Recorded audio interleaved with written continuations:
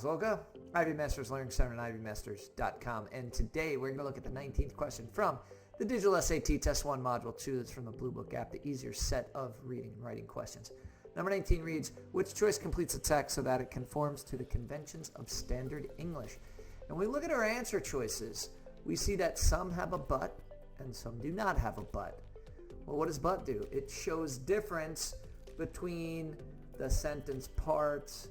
So we want to see if the sentence parts, if what comes before, usually you're looking for the independent clause before and the independent clause after to see if there's similarity or difference. What I mean by independent clause is something that could be its own sentence. So another thing is but could combine two independent clauses.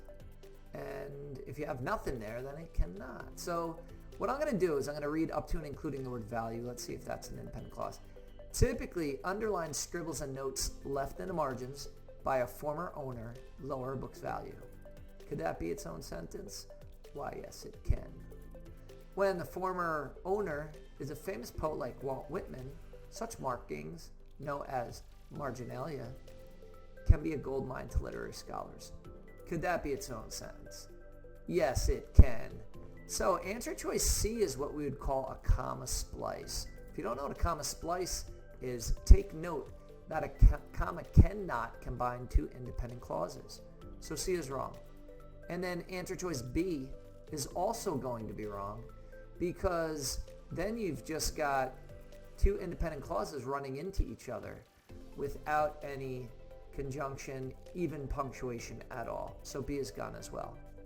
So we know we need the but because but is an example of a fanboy. It is a coordinating conjunction. Fanboy is not all the coordinating conjunctions. There are others. But coordinating conjunction can combine two independent clauses. So we know we need the but for that reason. Also, we didn't even have to ask ourselves, but notice what comes before.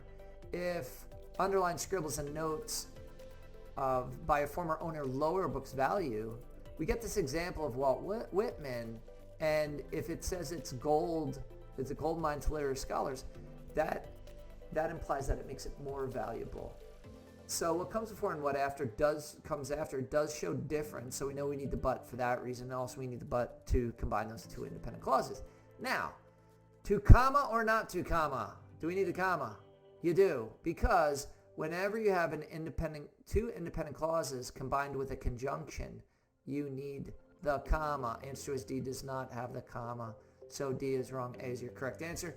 Thank you for joining us today. If you like this video, click like.